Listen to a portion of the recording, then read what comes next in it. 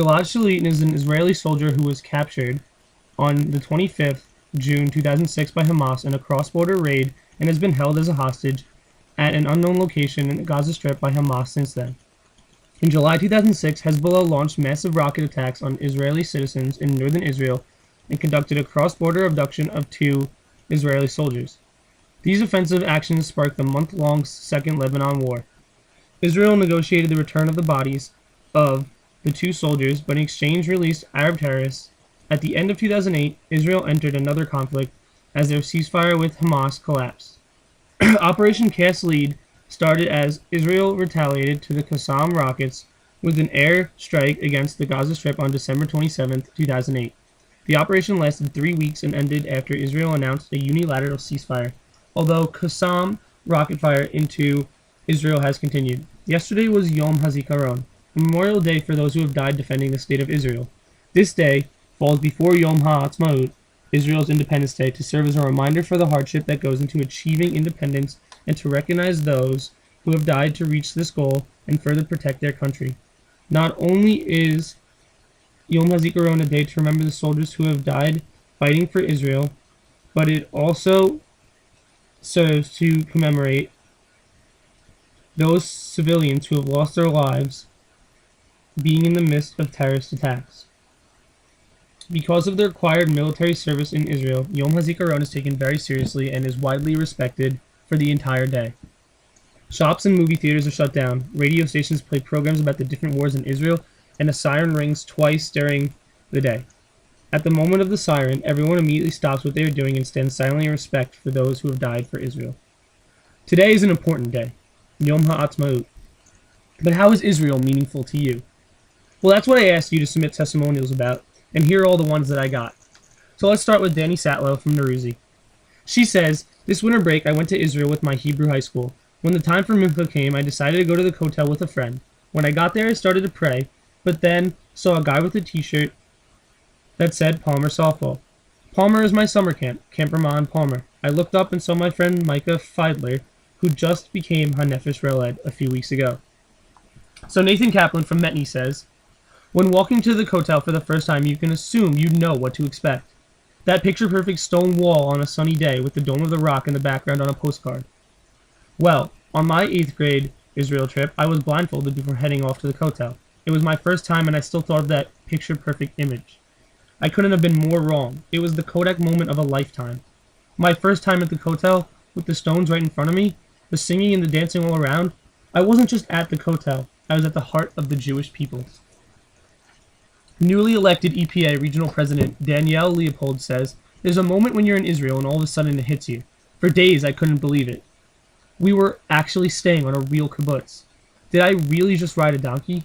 But then one day we davened overlooking an enormous lookout in the north of Israel, and then it hit me. I really was in Israel. All of a sudden I felt the connection with the land that I'd waited to visit my whole life. It hit me again at the kotel, and again at Yomim Moshe, overlooking the city of Jerusalem at the beginning of Shabbos, and again and again and again. 1 month of pure happiness." Group 2, 2010. Seaboard USY and IGB member Ryan Sherman says, "This summer on USY Israel pilgrimage with Group 3, we all went for our own reasons, and I learned about the different ways everyone connects to Israel. I can honestly say that at the end of the summer, my group left with a common bond to Israel in that we all experienced it together."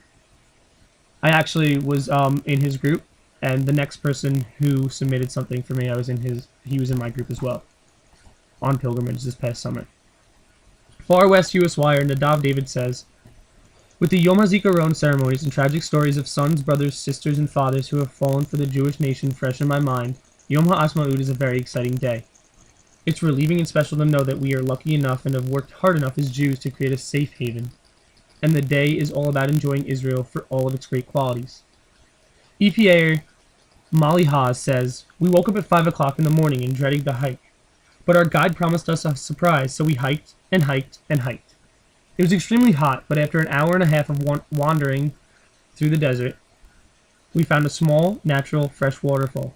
We ate lunch under the shade and danced under the waterfall. This was one of the most spiritual moments of my life. Israel itself is a miracle, and the physical land is sprinkled with its own miracles. Going to Israel was the most amazing experience of my life. It changed my perspective on the entire world. I can't imagine what my life would be like without it.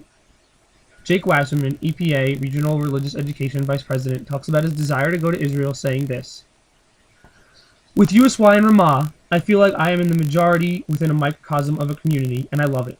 Yet my desire to travel to the Jewish homeland, Israel, is unmatched by any other desire I have. In Israel, I can wear my kippah comfortably. I can say, Ma Sha'ah, and someone will tell me the time. And in Israel, I will be the majority, with all the Jews who have ventured to this great place. I have learned so much about this country, and hopefully next year, either with USY Pilgrimage or a Ramah Seminar, I will get to be part of the Jewish majority in Israel." Chava Kogan, an EPA USYer, says, "My Israel experiences were a lot of fun. I rode camels, donkeys, did a lot of hiking, like Masada. Swimming in the Master Sea was beautiful. While hiking, I love waking up to the beautiful sunrise. It is worth every second. Shopping for new shoes at the Naut factory was so much fun. And I love my skin feeling soft and going to the Ahava shop. Preparing for Shabbat was really fun. Going to the shuk was a blast. Praying at the wall, you really knew you were home." Eliana Horwitz, Swoozy USYer, says, "One of my only memories from my trip to Eretz Yisrael was when I was 7, spending Tisha B'Av in Yerushalayim and being at the Kotel for the reading of Eicha.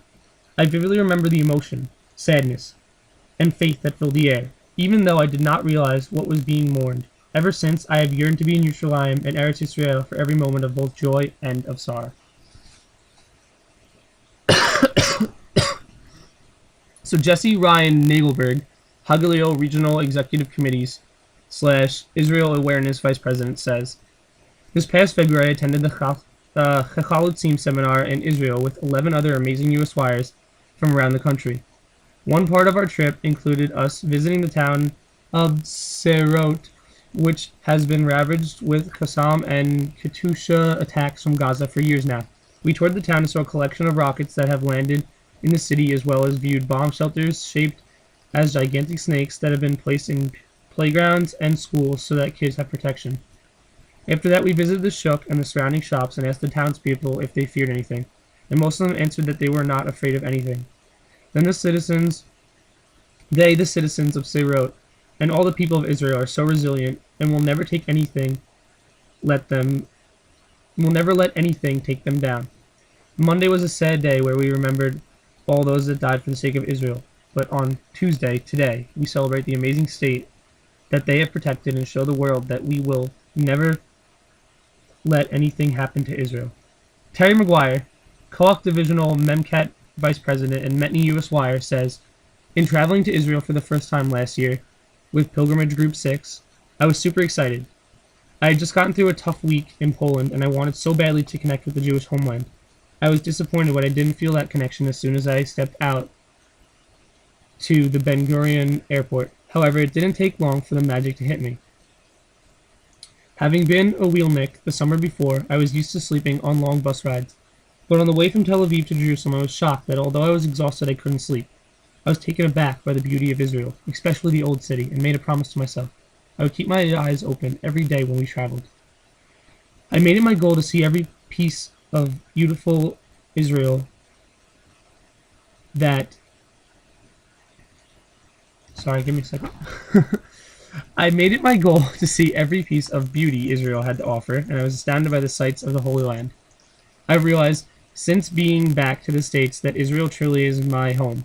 It's the one place that I appreciate every part of it, and it's the one place whose beauty inspires me to be a better person and make a change in the world." Finally, Josh Ull,